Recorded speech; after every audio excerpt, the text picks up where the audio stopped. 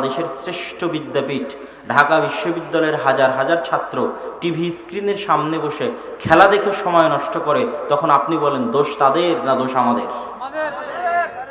দোষ আমাদের।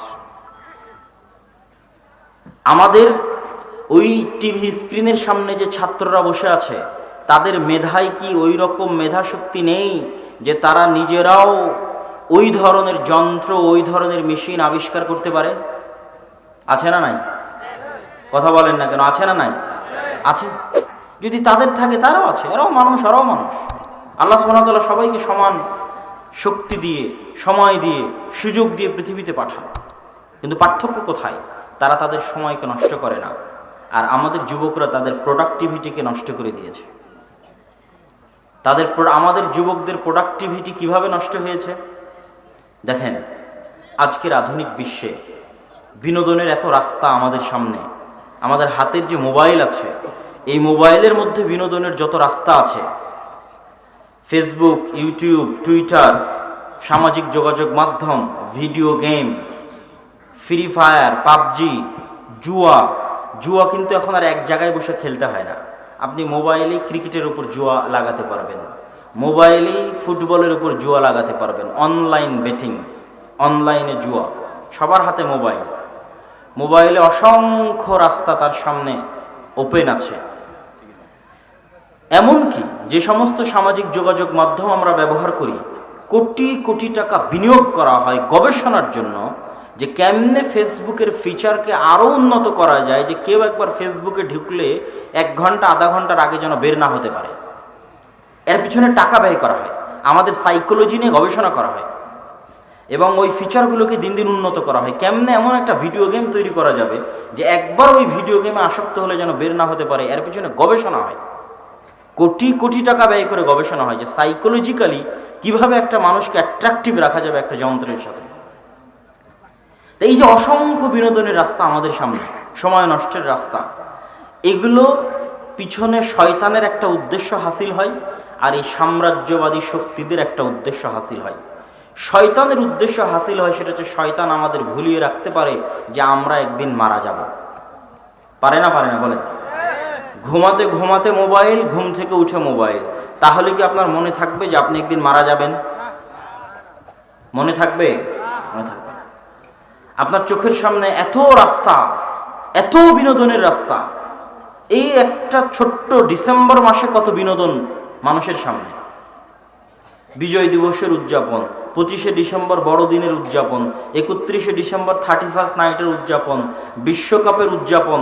এতগুলো যদি উদযাপন থাকে তো কখন মনে করবে যে ও মারা যাবে? বলেন। মনে করার মতো সময় আছে? নাই। এটা হচ্ছে শয়তান সাকসেসফুল, যে সে মানুষকে ভুলিয়ে রাখতে পেরেছে যে মানুষ একদিন মারা যাবে। আর সাম্রাজ্যবাদীদের শক্তিদের সাকসেস কোথায়? যে আমাদের যুবকদের ব্রেনকে নষ্ট করতে পেরেছে, যে সে তার ব্রেনকে প্রোডাক্টিভ কোনো কাজে লাগাবে, উৎপাদনমূলক কোনো কাজে লাগাবে, দেশ, জাতি এবং সমাজের সেবায় কোনো কাজে লাগাবে, তার চাইতে তার ব্রেন এই ধরনের অকেজো, অচল, অথর্ব কাজের পিছনে পড়ে থাকার মাধ্যমে নষ্ট হয়ে যাচ্ছে। ফলশ্রুতিতে কি হচ্ছে? ফলশ্রুতিতে দিন শেষে রেজাল্ট এইটা দাঁড়াচ্ছে যে এখানে বসে থাকা হাজারো যুবক, আমি যুবকদের লক্ষ্য করে বলতেছি, এখানে বসে থাকা হাজারো যুবকের পুরো লাইফ সমান, পুরো লাইফ ইজিক্যাল টু জন্ম নিল, পুরো জীবন সমান, তাদের যে রেজাল্ট সেটা হচ্ছে তাদের দৃষ্টিতে, সাম্রাজ্যবাদী শক্তিদের দৃষ্টিতে, যে তোরা জন্ম নিবি, মোবাইল চালাবি, জুয়া খেলবি, আর খেলা দেখবি, আর দুনিয়া থেকে বিদায় নিবি, এই হলো তোদের কাজ। আমার কথা কি বোঝা যায়? এটা হলো রেজাল্ট। আজকে এদের বয়স 20, 30, 40, 50 বছর, যখন এদের বয়স 60 বছর হবে, সমান কি হবে? জন্ম নিয়েছে, মোবাইল চালিয়েছে, জুয়া খেলেছে, খেলা দেখেছে, বিনোদনে লিপ্ত থেকেছে, পেশাব পায়খানা করেছে, ব্যাস একটা পশুর মতো পৃথিবীতে আসলো, পশুর মতো পৃথিবী থেকে বিদায় নিল। দেশ, জাতি, সমাজ, রাষ্ট্রের জন্য কিছু করার মতো তার ব্রেনকে সেই সময় এবং সুযোগ দেওয়া হলো না। তার ব্রেন দাস এবং গোলাম হয়ে আছে, এই সমস্ত বিনোদন এবং জুয়ার রাস্তার গোলাম হয়ে আছে। আর তাদের কি? তারা জন্ম নিবে, পড়াশোনা করবে, জ্ঞানী হবে, উন্নত হবে, তারপরে ওই যে অস্ত্র বানাবে, ওই অস্ত্র আবিষ্কার করে ওই সমস্ত দাস আর গোলামদেরকে গুলি করে মারবে। তাহলে দোষ তাদের না দোষ আমাদের? বলেন, দোষ আমাদের, আমাদের যুবকদের।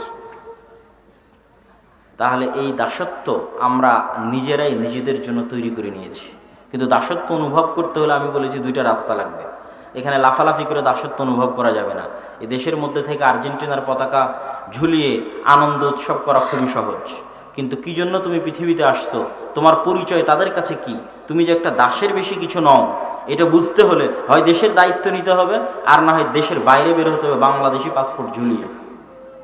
তখন বোঝা যাবে যে তোমার মূল্য কতখানি এই পৃথিবীর কাছে এবং এই পৃথিবীবাসীর কাছে। সম্মানিত উপস্থিতি, দ্বিতীয় যেটা বললাম সেটা হচ্ছে অর্থনৈতিক গোলামি। অর্থনৈতিক গোলামি মূলত সুদী এবং পুঁজিবাদী অর্থনীতি আমাদেরকে গোলাম বানিয়ে রেখেছে। সুদী এবং পুঁজিবাদী অর্থনীতি আমাদের গোলাম বানিয়ে রেখেছে। আল্লাহ সুবহানাহু ওয়া তাআলা পবিত্র কোরআন মাজিদে বলেছেন, ইয়ামহাকুল্লাহু রিবা ওয়া ইউরবিস সাদাকাত। আল্লাহ সুবহানাহু ওয়া তাআলা সুদের টাকাকে কমিয়ে দেন এবং দানের টাকাকে বাড়িয়ে দেন। সুদ মানুষকে দরিদ্র করবেই করবে। সুদ শুধু মুসলমানদের শত্রু নয়, মানবতার শত্রু। এটা আমি আমার চিন্তা এবং গবেষণা দিয়ে অনুভব করার চেষ্টা করেছি। সুদ মুসলমানদের শত্রু নয়, হিন্দু, বৌদ্ধ, খ্রিস্টান, ইহুদি, সাদা চামড়া, কালো চামড়া, মানবতার শত্রু হচ্ছে সুদ। শুধু বাংলাদেশে নয়, আজকে এখানে যত মানুষ উপস্থিত আছে শুধু তারা নয়, সারা পৃথিবীতে যত মানুষ গরিব আছে তাদের গরিব থাকার কারণ হচ্ছে সুদী অর্থনীতি। আপনারা এখানে যতজন উপস্থিত আছেন, গোটা সিরাজগঞ্জ জেলায় যতজন উপস্থিত আছেন, তাদের প্রত্যেকের মধ্যে যতজন গরিব আছেন, মনে করছেন আপনি গরিব, আপনার টাকার অভাব। আপনার এই টাকার অভাবের পেছনে, গরিব থাকার পেছনে একমাত্র কারণ সুদী অর্থনীতি, পুঁজিবাদী অর্থনীতি। পুঁজিবাদী অর্থনীতি কি, সুদী অর্থনীতি কি? পৃথিবীতে তিনটে অর্থনীতি চলে। ইসলামী অর্থনীতির তেমন প্রভাব পৃথিবীতে নেই, তারপরও আছে মোটামুটি। সমাজতান্ত্রিক অর্থনীতি হচ্ছে রাশিয়া, চায়না, কমিউনিস্ট, যারা মনে করে সকল সম্পত্তির মালিক হচ্ছে রাষ্ট্র। আমি আপনি ব্যক্তিগত জমির মালিক হতে পারবো না, ব্যক্তিগত টাকার মালিক হতে পারবো না। সকল টাকা, সকল জমির মালিক রাষ্ট্র। সবাই মিলে কাজ করবে, সমানভাবে বন্টন হবে। এতে মানুষের ব্যক্তি মালিকানা ক্ষুণ্ণ হয়, একচ্ছত্র আধিপত্য এবং ফ্যাসিজম প্রতিষ্ঠিত হয়। আর একটা হচ্ছে পুঁজিবাদী অর্থনীতি। পুঁজিবাদী অর্থনীতিতে টাকাই সব কিছু, বস্তুবাদী দুনিয়া, বস্তুবাদী সমাজ ব্যবস্থা। বস্তুবাদী সমাজ ব্যবস্থা কাকে বলে, পুঁজিবাদী সমাজ ব্যবস্থা কাকে বলে? যেখানে সব কিছুর পিছনে টাকাই মুখ্য। শুধু টাকা বলবো না, যেটা চোখে দেখা যায় একমাত্র সেটাই মুখ্য, যেটা চোখে দেখা যায় না তার কোনো দাম নেই। আপনি বাপকে কেন সম্মান করবেন? বাপ যদি আপনাকে 2টা টাকা না দেয়, বাপের কাছ থেকে যদি 2টা টাকা না পান, কেন সম্মান করবেন? মাকে কেন সম্মান করবেন যদি মায়ের কাছে 2টা টাকা না পাওয়া যায়, মা 2টা টাকা না দেয়? এটা হলো পুঁজিবাদী অর্থনীতি। ভাইকে কেন ভালোবাসবেন? আরেকজনকে কেন কর্জে হাসানা দিবেন? আরেকজনের কাছে কেন আপনি এমনি সহযোগিতা করবেন যদি তার বিপরীতে কোনো টাকা না পাওয়া যায়? এবং পুঁজিবাদী অর্থনীতিতে অধিকারটা হচ্ছে মারামারি কাড়াকাড়ির অধিকার। কিরকম মারামারি কাড়াকাড়ির অধিকার? পুঁজিবাদী অর্থনীতির যে সমাজ ব্যবস্থা, এই সমাজ ব্যবস্থায় স্ত্রী স্বামীর বিরুদ্ধে কেস করতে পারবে যে স্বামী আমাকে ধর্ষণ করেছে। বিবাহিত স্ত্রী বিবাহিত স্বামীর বিরুদ্ধে কেস করবে যে তিনি আমাকে ধর্ষণ করেছে, এটা অধিকার। তাহলে এটা হলো মারামারি কাড়াকাড়ির অধিকার। 18 বছর বয়স হয়ে গেছে এমন সন্তান বাপ মায়ের বিরুদ্ধে কেস করতে পারবে যে আমার বাপ মা আমাকে এটা করতে জোর করছে। তাহলে এখানে হলো মারামারি কাড়াকাড়ির অধিকার। এখানে সম্মান বলতে কিছু নাই, পারস্পরিক শ্রদ্ধাবোধ বলতে কিছু নাই এই সমাজ ব্যবস্থায়। এখানে সব কিছু হবে টাকার পিছনে। এবং ওই সমাজ ব্যবস্থার প্রভাবে কিন্তু আমাদের সমাজ ব্যবস্থা আজ ভঙ্গুর, এই পুঁজিবাদী অর্থনীতির কারণে। এবং এই পুঁজিবাদী এবং সুদী বস্তুবাদী সমাজ ব্যবস্থায় টাকাই যেহেতু সব কিছু, এই জন্য মেয়ে মানুষের গুরুত্ব, মহিলা মানুষ এবং নারীর গুরুত্বও নির্ধারিত হয় টাকার বিপরীতে। ইসলামী সমাজ ব্যবস্থায় নারীর গুরুত্ব টাকা দিয়ে আর মূল্যায়ন নাই। আর পুঁজিবাদী সমাজ ব্যবস্থায় তুমি কয় টাকা ইনকাম করছো এটাই তোমার গুরুত্বের নির্ধারক। অতএব ওই মেয়ে বেকার যে চাকরি করে না, অতএব ওই মেয়ের ক্যারিয়ার নাই যে যার চাকরি নাই, যার ইনকাম নাই, সে ক্যারিয়ারলেস। এটা হচ্ছে পুঁজিবাদী সমাজ ব্যবস্থার মূলনীতি। আর ইসলামী সমাজ ব্যবস্থার মূলনীতি হচ্ছে নারীকে তো আল্লাহ সুবহানাহু ওয়া তাআলা জন্মগত একটা চাকরি দিয়ে পাঠিয়েছেনই। নারী যদি বলে আমি আজ থেকে আর মা হব না, 50 বছর পর পৃথিবীতে কোনো মানুষ পাওয়া যাবে না। যদি মা হওয়া নারীর জন্মগত দায়িত্ব হয়, তাহলে মায়ের যে দায়িত্ব সেই দায়িত্ব বাদ দিয়ে যদি নারী মনে করে যে সে চাকরি করবে, এটাই তার ক্যারিয়ার, তাহলে এটাই হচ্ছে সমাজ ব্যবস্থার ধ্বংস। এটা ইসলামী সমাজ ব্যবস্থার ধ্বংস। এখানে নারীর শুধু চেহারার মূল্য। আপনি অ্যাডভার্টাইজ দেখাবেন, গাড়ির পাশে দাঁড় করিয়ে রাখাবেন, রিসিপশনে বসিয়ে রাখবেন, মেডিকেলের রিসিপশনে বসিয়ে রাখবেন, কিসের জন্য? তার চেহারার মূল্যায়নের জন্য। এয়ার হোস্টেসের দায়িত্ব দিবেন চেহারার মূল্যায়নের জন্য। তাহলে বাজারে বিক্রি হয় একটা উট, গরু, ছাগল, মোবাইল এবং একজন মেয়ের মধ্যে পুঁজিবাদী অর্থনীতি কোনো পার্থক্য রাখে না। বাজারে যেমন চাল ডাল কিনতে পাওয়া যায়, ঠিক তেমনি একজন নারী তার চেহারার বিনিময়ে টাকা ইনকাম করতেছে। দ্যাট মিনস সে তার চেহারাকে বিক্রি করতেছে। অথচ আদম সন্তানের এই শরীরের মূল্য এত বেশি, এই শরীরের দাম এত বেশি যে আমাদের একটা চুল বিক্রি করা হারাম। কেন? এটা বিক্রিযোগ্য নয়। যে জিনিস বিক্রিযোগ্য হয় তার কি দাম থাকে বলেন? যার দর দাম হাঁকানো যায় যে ভাই এটা কত দামে নিবেন, তো বলে আমি 50 টাকায় নিব। যার দর দাম হাঁকানো যায় তার কোনো দাম থাকে? তার কোনো দাম থাকে না। এই জন্য মানব শরীরের কোনো অঙ্গ প্রত্যঙ্গ বাজারে বিক্রিযোগ্য নয়, ইসলামের দৃষ্টিতে হারাম। এটার সম্মান আছে, দিলে বিনামূল্যে দিতে হবে। বিক্রি করে দরদাম করে দিলে আদম আলাইহিস সালামের অপমান হবে, আদম আলাইহিস সালামের শরীরের অপমান হবে, যে আদম আলাইহিস সালামকে আল্লাহ সুবহানাহু ওয়া তাআলা নিজে হাতে সৃষ্টি করেছে। তাহলে সেখানে একজন নারী কিভাবে তার চেহারাকে বিক্রি করতে পারে, পণ্যে পরিণত করতে পারে? এটা হচ্ছে পুঁজিবাদী সমাজ ব্যবস্থা। এই সমাজ ব্যবস্থায়, বস্তুবাদী সমাজ ব্যবস্থায় টাকাই সবকিছু। এবং এই সমাজ ব্যবস্থা, আমি প্রথমে যে বাক্য উচ্চারণ করেছি যে মানবতার শত্রু, মুসলমানদের শত্রু, ইসলামের শত্রু, কথা বলবো না, সারা পৃথিবীর সকল মানুষের শত্রু। আচ্ছা, শুধু অর্থনীতির কারণে আমরা কেন গরিব হচ্ছি এটা আমি একটু সংক্ষেপে বলে আমার বক্তব্যের শেষের দিকে যাব, যেহেতু রাত অনেক গভীর। পুঁজিবাদী এবং সুদী অর্থনীতির কারণে আমাদের গরিব হওয়ার পিছনের একটা উদাহরণ শুধু দিব, সেটা হচ্ছে ব্যাংকিং সিস্টেম। আজকের ব্যাংকিং সিস্টেম পুঁজিবাদী অর্থনীতির একটা বড় মাধ্যম হচ্ছে আজকের ব্যাংকিং সিস্টেম। ইসলামী অর্থনীতিতে টাকার গতি আছে, টাকার ফ্লো আছে, শুধু ইসলামী অর্থনীতিতে না, সারা পৃথিবীতে। আমার পকেটে এই 500 টাকা আছে, এই 500টা টাকা আমার পকেট থেকে বের হয়ে আরেকজনের পকেটে যাবে, এটা টাকার গতি। এটা হচ্ছে নদীর যেমন স্রোত চলে, টাকার তেমন স্রোত। আপনার পকেট থেকে বের হয়ে আরেকজনের পকেটে যাবে, এটা টাকার গতি। এই একজনের পকেট থেকে, আমার পকেট থেকে 500 টাকা বের হয়ে আরেকজনের পকেটে যাবে, এর পিছনে অবশ্যই কোনো ক্রয় বিক্রয় থাকতে হবে, অথবা অবশ্যই কোনো কাজ থাকতে হবে, পরিশ্রম থাকতে হবে, যার বিপরীতে এই টাকা আমার পকেট থেকে আরেকজনের পকেটে যাবে। এটা হলো ইসলামী অর্থনীতির একদম সিম্পল মূলনীতি। এবং শুধু ইসলামী অর্থনীতি, আমি তো বারবার বলছি মানবতা। যেমন আজকে যদি আমি ঘোষণা দিয়ে দিই সারা পৃথিবীতে টাকার গতিকে টাকার মতো চলতে দাও, টাকাকে জোরপূর্বক কারো পকেট থেকে কারো পকেটে প্রবেশ করানো যাবে না, প্রত্যেকটা টাকা একজনের পকেট থেকে আরেকজনের পকেটে তখনই লেনদেন হবে যখন এই টাকার বিনিময়ে কোনো ক্রয় বিক্রয় সংঘটিত হবে, অথবা ওই টাকার বিনিময়ে কোনো প্রকার কাজ এবং পরিশ্রম সংঘটিত হবে। যদি আজকে বলে দেওয়া হয় তাহলে কালকে যে 500 কোটি টাকার মতো পরিশ্রম করবে 500 কোটি টাকারই মালিক হবে, যে 100 টাকার পরিশ্রম করবে 100 টাকারই মালিক হবে। কিন্তু ব্যাংকিং সিস্টেমে কি হয়? ব্যাংকিং সিস্টেমে আপনারা এখানে যারা বসে আছেন তারা 500-1000 টাকা ব্যাংকে গিয়ে জমা করলেন, সেখান থেকে 100 জন 500 কোটি টাকার 100 জন নিয়ে চলে গেল লোন হিসেবে। যে সমস্ত লোকজন লোন হিসেবে নিয়ে গেল তারা 100 টাকায় 20 টাকা সুদ দিবে ব্যাংকে, আর ব্যাংক আপনাকে 100 টাকায় 10 টাকা লাভ দিবে। মধ্যের 10 টাকা ব্যাংকের ইনকাম, এই 10 টাকা দিয়ে ব্যাংকের কর্মচারীর বেতন হয়, অফিসের চায়ের বিল হয় এবং অফিসের বিল্ডিংয়ের ভাড়া হয়। এখন আমার প্রশ্ন, ওই যে ব্যবসায়ীরা 100 টাকার বিপরীতে 20 টাকা দিল, এই 20 টাকার বিপরীতে কি কোনো ক্রয় বিক্রয় সংঘটিত হয়েছে? একটা পানির বোতল বিক্রি হয়েছে? কোনো কাজ সংঘটিত হয়েছে? তাহলে ওই 20 টাকাকে জোরপূর্বক লাঠি দিয়ে ব্যাংকে দেওয়া হচ্ছে।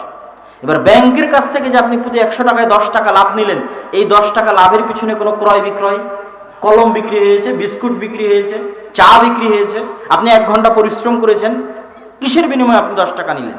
ওই 10টা টাকাকে জোরপূর্বক লাথি দিয়ে আপনার পকেটে ঢোকানো হয়েছে। এটা হচ্ছে ম্যানিপুলেট, কৃত্রিমভাবে টাকার গতিকে বাধাগ্রস্ত করা। এটাই সুদী অর্থনীতির সবচেয়ে ভয়ঙ্কর রুলস। এই জন্য আল্লাহ সুবহানাহু ওয়া তাআলা এমনি বলেনি, এটা আল্লাহর বাণী, ইয়ামহাকুল্লাহু রিবা ওয়া ইউরবিস সাদাকাত। সুদ মানুষকে গরিব করবে। মানুষ তো মনে করে সুদ খেলে ধনী হয়, আল্লাহ তো বলছে সুদ মানুষকে গরিব করবে। আচ্ছা, আল্লাহ কি মিথ্যা বলতে পারে? আল্লাহ সুবহানাহু ওয়া তাআলা মিথ্যা বলতে পারে? জোরে বলেন, মিথ্যা বলতে পারে? তাই আল্লাহ সুবহানাহু ওয়া তাআলা বলছে সুদ মানুষকে গরিব করবে। তো আপনাকে বোঝার চেষ্টা করতে হবে। আমিও আসলে আগে বুঝতাম না যে সুদ কেমনে মানুষকে গরিব করে, কিন্তু যখন ইসলামী বা ইকোনমিক্স নিয়ে যখন পড়লাম ইউরোপে গিয়ে, ইসলামিক ইকোনমিক্স, আস্তে আস্তে আস্তে আস্তে, যদিও এই বিষয়ে পড়ার আরও অনেক বাকি, আমি কেবলমাত্র স্টুডেন্ট, তখন আমি রিয়েলাইজ করলাম যে কিভাবে সুদ মানুষকে গরিব করে। যখন টাকার গতিকে বাধাগ্রস্ত করা হচ্ছে, টাকার গতিকে জোরপূর্বক কৃত্রিমভাবে ম্যানিপুলেট করা হচ্ছে, তখন একটা দেশের শুধু না, গোটা পৃথিবীর কথা বলছি আমি, গোটা পৃথিবীতে যত মানুষ আছে, যত মানুষ গরিব আছে, তাদের গরিব থাকার পিছনে হচ্ছে সুদী অর্থনীতি। তখন একটা দেশের 100% সম্পত্তির 80% সম্পত্তির মালিক হয় নির্দিষ্ট গুটি কয়েক মানুষ, আর বাকি 20% সম্পত্তির মালিক হয় আমার আপনার মতো 16 কোটি অসহায় গরিব দরিদ্র মানুষ। এটাই হচ্ছে পৃথিবীর সবচেয়ে ভয়ঙ্কর পুঁজিবাদী অর্থনীতির সবচেয়ে ভয়ঙ্কর দিক, সুদী অর্থনীতির সবচেয়ে ভয়ঙ্কর দিক। তো সম্মানিত উপস্থিতি, ইসলামে অর্থের গুরুত্ব সীমাহীন এবং অপরিসীম। মুসলমানদেরকে অবশ্যই অর্থনৈতিকভাবে স্বাধীনতা অর্জন করতে হবে, জ্ঞান বিজ্ঞানে স্বাধীনতা অর্জন করতে হবে, তাহলে রাজনৈতিক স্বাধীনতা কাজে লাগাতে পারবেন। না হলে 47-এ বলেন, 71-এ বলেন, 57টা মুসলিম দেশ যে সালেই স্বাধীন হোক না কেন, এরা যতদিন অর্থনৈতিকভাবে গোলাম এবং যতদিন জ্ঞান বিজ্ঞানে গোলাম, ততদিন এই রাজনৈতিক স্বাধীনতা মিথ্যা, ভুয়া। এই স্বাধীনতার কোনো দাম নাই। তো আমার বক্তব্যের শেষের দিকে শুধু ইসলামের দৃষ্টিতে অর্থের গুরুত্ব বলে আমার বক্তব্য শেষ করব। হালালভাবে অর্থ উপার্জনের গুরুত্ব। ইন্নাল্লাহা আশতারা মিনাল মুমিনিনা আনফুসাহুম ওয়া আমওয়ালাহুম বিআন্না লাহুমুল জান্নাহ। কোন ইবাদতের বিনিময়ে আল্লাহ সুবহানাহু ওয়া তাআলা জান্নাত বিক্রি করার ঘোষণা দেননি। সালাতের বিনিময়ে জান্নাত বিক্রি, সিয়ামের বিনিময়ে জান্নাত বিক্রি, সরাসরি জান্নাত বিক্রির ঘোষণা দেননি। জান্নাত দিবেন, জান্নাত দান করবেন, জান্নাত পাবে, এই ধরনের বাক্য আছে। কেন জান্নাত বিক্রির ঘোষণা নাই এবং নিশ্চয়তাও নাই? এই জন্য যে 5 ওয়াক্ত সালাত আমি এবং আপনি নিয়মিত আদায় করছি, এরও গ্যারেন্টি নাই। 5 ওয়াক্ত সালাত যদি নিয়মিত আদায় করি, পূর্ণ হক সহ আদায় করছি, এরও গ্যারেন্টি নাই। রাসূল সাল্লাল্লাহু আলাইহি ওয়াসাল্লাম বলছেন, পূর্ণ নেকি পেতে হলে রুকু এবং সিজদা ধীর স্থির করতে হবে। পূর্ণ নেকি পেতে হলে ওযু ভালো করে করতে হবে। কয়দিন আপনি ধীর স্থির হক আদায় করে রুকু এবং সিজদা করেছেন, হক আদায় করে ওযু করেছেন? ধরেন হক আদায় করে সবই করলেন, পুরো 4 রাকাত সালাতে যে আপনার 100% ইখলাস ছিল, এর গ্যারেন্টি দিতে পারবেন? সালাত শুরু করার পরেই তো দুনিয়ার কথা মনে হয়ে যায়, তাহলে 100% ইখলাসের গ্যারেন্টি দিতে পারবেন? তাহলে সালাত বলেন, সিয়াম বলেন, হজ বলেন, যাকাত বলেন, প্রত্যেকটা ইবাদতে অপূর্ণাঙ্গতা থাকা মানবতার বৈশিষ্ট্য। কেন মানুষ তো পূর্ণাঙ্গ নয়, অপূর্ণাঙ্গ থাকবে। দ্বিতীয়ত কি, একদিকে ইবাদত পূর্ণ করতে পারছেন না, কেন? আপনি মানুষ, শয়তান আপনার পিছনে লেগেই আছে। দ্বিতীয়ত আপনি গুনাহ করছেন। তাহলে এই ইবাদতের অপূর্ণাঙ্গতা কাটিয়ে উঠবেন কি দিয়ে? আর ওই গুনাহ কাটিয়ে উঠবেন কি দিয়ে? ইন্নাল্লাহা আশতারা মিনাল মুমিনিনা আনফুসাহুম ওয়া আমওয়ালাহুম বিআন্না লাহুমুল জান্নাহ। দুটোই রাস্তা আছে কাটিয়ে ওঠার। এক, যদি শহীদ হয়ে যান, তাহলে ওই যে রক্ত মাটিতে পড়ার আগেই আপনি যা গুনাহ করেছেন, ইবাদতের যা অপূর্ণাঙ্গতা আছে আর যা গুনাহ আছে, সব পড়ার আগে ক্ষমা, জান্নাত বিক্রি হয়ে গেছে আপনার কাছে। আল্লাহু আকবার বলেন। আর একটা হচ্ছে আমওয়ালাহুম, অর্থ। এই জন্য পৃথিবীতে কাফফারার সিস্টেমের মধ্যে আল্লাহ অর্থ রেখেছে। আপনার গুনাহের কাফারা আল্লাহ টাকা দিয়ে আদায় করিয়েছে বহু জায়গায়। বলেছে তুমি যদি সিয়াম স্ত্রীর সাথে সহবাসের কারণে ভঙ্গ হয়, তাহলে 60 দিন সিয়াম রাখবা অথবা 60টা মিসকিনকে খাওয়াবা। 60 মিসকিনকে খাওয়াতে কি লাগে? জোরে বলেন, কি লাগে? টাকা লাগে। একটা গোলাম আজাদ করতে কি লাগে? টাকা লাগে। তো দুনিয়াতে তো আপনার গুনাহের কাফারা আল্লাহ টাকা দিয়ে করিয়েছে। এই জন্য বলছে যে তোমাকে জান্নাত বিক্রি করব টাকার বিপরীতে। এত বেশি পরিমাণে দান করো যে তোমার যে সালাতে অপূর্ণাঙ্গতা আছে, সিয়ামে অপূর্ণাঙ্গতা আছে, ওটা কভার হয়ে যায়। এত বেশি পরিমাণে দান করো যে তোমার যে গুনাহ আছে ওই গুনাহ কভার হয়ে যায়। এই জন্য টাকার বিনিময়ে আল্লাহ সুবহানাহু ওয়া তাআলা জান্নাত বিক্রি করবেন। অতএব ইসলামে অর্থের গুরুত্ব আছে, এবং ইসলামে অর্থের গুরুত্ব দুই দিকেই, দুই ধারী তলোয়ার। যেমন হালাল টাকা মানুষকে জান্নাত কিনিয়ে দিতে পারে, ওরকম সামান্য হারাম মানুষকে জাহান্নামে নিয়ে যেতে পারে। লা ইয়াদখুলুল জান্নাতা জাসাদুন গুযিয়া বিল হারাম, যেই শরীরে হারামের রক্ত আছে ওই শরীর জান্নাতে প্রবেশ করতে পারে না। রাসূল সাল্লাল্লাহু আলাইহি ওয়াসাল্লামের হাদিস। আরেকটা ভয়ঙ্কর কথা বলে আমার বক্তব্য শেষ করি। মানুষ মনে করে কিয়ামতের মাঠে শুধু সালাতের হিসাব হবে, সিয়ামের হিসাব হবে, জাকাতের হিসাব হবে, আর মানুষ কিন্তু ভুলে যায় যে কিয়ামতের মাঠে আপনার টাকারও হিসাব হবে। আপনার পকেটে যে টাকা ঢুকেছে কিভাবে ঢুকলো তার হিসাব হবে, কিভাবে বের হলো তার হিসাব হবে, 4 আনা টাকারও হিসাব হবে। এবং অনেক সময় আপনার সালাতের হিসাবের চাইতে ওই 100 টাকা যেটা একটা মেয়েকে ফ্ল্যাক্সিলোড করেছিলেন ওর হিসাব কঠিন হয়ে যেতে পারে। এটা যে টাকার হিসাব। এই জন্য আমার নানাকে দেখতাম যে উনি 4 আনা খরচ করলেও লিখে রাখতেন। কেন? উনি জানতেন যে কিয়ামতের মাঠে উনি যা টাকা উপার্জন করেছে তার হিসাব আল্লাহকে বুঝাতে হবে। এই জন্য উনি চাইতেন যে মরার আগে যেন নিজের কাছে ওনার হিসাব ক্লিয়ার থাকে, 4 আনার টাকা হলেও যেন ওনার নিজের কাছে হিসাব ক্লিয়ার থাকে। কিন্তু মানুষ কিন্তু মনে করে খালি মনে হয় সালাতের হিসাব হবে কিয়ামতের মাঠে, টাকা যা উপার্জন করলাম ইচ্ছা মতো উপার্জন করলাম, ইচ্ছা মতো ব্যয় করলাম, এটার হয়তো হিসাব দেওয়া লাগবে না। কিন্তু আমি মনে করি সালাতের হিসাবের চাইতেও টাকার হিসাব কঠিন হবে কিয়ামতের মাঠে। মিন আইনা ইকতাসাবতা, কোথায় থেকে উপার্জন করেছো, পাই 8 আনা 4 আনা পর্যন্ত বুঝাতে হবে। যদি আল্লাহ জিজ্ঞেস করেন কোথায় ব্যয় করেছো, ওটা ব্যয় করার যোগ্য ছিল কিনা, ওটাও 4 আনা 8 আনা বুঝাতে হবে। এটাই তো রাসূল সাল্লাল্লাহু আলাইহি ওয়াসাল্লাম বলে গেছে। এটাই তো ইসলামী অর্থনীতির মূলনীতি। ইসলামী অর্থনীতিতে লিগ্যালিটি আছে, লয়ালিটি আছে, আল্লাহর সাথে সম্পর্ক আছে, সেটার উপর ভিত্তি করে ইসলামী অর্থনীতি চলে। সম্মানিত উপস্থিতি, আমি আমার বক্তব্য দীর্ঘায়ী করতে চাই না, লম্বা করতে চাই না। উপস্থিত ছাত্র সমাজ এবং যুবক সমাজের চিন্তার খোরাক দিয়ে গেলাম। তারা যদি এই বক্তব্য থেকে চিন্তার খোরাক নিয়ে একটু তাদের মধ্যে বিবেকবোধ জাগ্রত হয়, একটুও যদি তারা সময় নষ্ট থেকে বেঁচে জ্ঞান বিজ্ঞানের পিছনে সময় দেয়, নিজের পড়াশোনার পিছনে সময় দেয়, দেশ এবং জাতি গঠনের পিছনে সময় দেয়, তাহলে আমার বক্তব্য কাজে লাগবে। আগের বহু বছরে আমি এই যুবক এবং ছাত্র সমাজকে বলেছি, গত 3-4 বছরে, যে বিদেশে গিয়ে কামলা খাটার নাম উন্নয়ন নয়। মদিনা বিশ্ববিদ্যালয়ে যখন আমরা পড়ি তখন বাংলাদেশি হিসেবে কেন লজ্জিত, যেই ভাই মদিনা বিশ্ববিদ্যালয়ের টয়লেট সাফ করতেছে উনি বাংলাদেশি, তো তাদের কাছে এটাই আমাদের আইডেন্টিটি যে আমরা এই লেভেলের, এটি তাদের কাছে আমাদের আইডেন্টিটি। তাহলে বিদেশে গিয়ে কামলা খাটার নাম উন্নয়ন নয়। যখন আপনি নিজে কিছু উৎপাদন করতে পারবেন, নিজে কিছু তৈরি করতে পারবেন, তখন আসলে সেটা উন্নয়ন। কিন্তু আপনি যদি পড়াশোনায় না করেন, জুয়া নিয়ে ব্যস্ত থাকেন, মোবাইল নিয়ে ব্যস্ত থাকেন, তাহলে আজীবন আপনাকে গোলাম থাকতে হবে। অতএব অবকাঠামোগত উন্নয়ন নয়, জ্ঞান শিক্ষাগত উন্নয়ন হচ্ছে আসল উন্নয়ন। আমাদের যুবক এবং ছাত্র সমাজকে এটা অনুধাবন করার, বুঝার আল্লাহ সুবহানাহু ওয়া তাআলা তৌফিক দান করুক। এবং মুসলিম উম্মাহকে, আমি জানি না যে এটার সমাধান কি, এই অর্থনৈতিক দাসত্ব এবং গোলামি থেকে বের হওয়ার উপায় কি। দেশের ভিতরে যেমন আপনি সুদী অর্থনীতির কারণে গরিব, এরকম দেশের বাইরে আমার দেশ সুদী এবং পুঁজিবাদী অর্থনীতির কারণে গরিব। আপনি খালি মনে করছেন আপনি ভুক্তভোগী, জি না, আপনার দেশ ভুক্তভোগী। আপনি যেমন সুদী অর্থনীতির কারণে গরিব, সারা পৃথিবীর যারা মোড়ল তারা সারা পৃথিবীতে এই সুদী অর্থনীতি বাধ্যতামূলক চালু রেখেছে। এই জন্য আমার দেশ অন্য দেশের কাছে গরিব, আমার দেশ উন্নত হতে পারে না। কেননা পৃথিবীর যারা মোড়ল তারা সুদী অর্থনীতি জোরপূর্বক চালু রেখেছে। এটা অন্য আর 10টা মুসলিম দেশের একই অবস্থা। তাহলে অর্থনৈতিক স্বাধীনতা এবং জ্ঞান বিজ্ঞান ও প্রযুক্তির স্বাধীনতা কিভাবে অর্জিত হবে আল্লাহ সুবহানাহু ওয়া তাআলা জানে। তবে আল্লাহ সুবহানাহু ওয়া তাআলার ইয়াকিন, তাওয়াক্কুল এবং চেষ্টা এবং পরিশ্রম থাকলে সবই সম্ভব। আল্লাহ সুবহানাহু ওয়া তাআলা আমাদের তৌফিক দান করুক। আল্লাহুম্মা আমিন।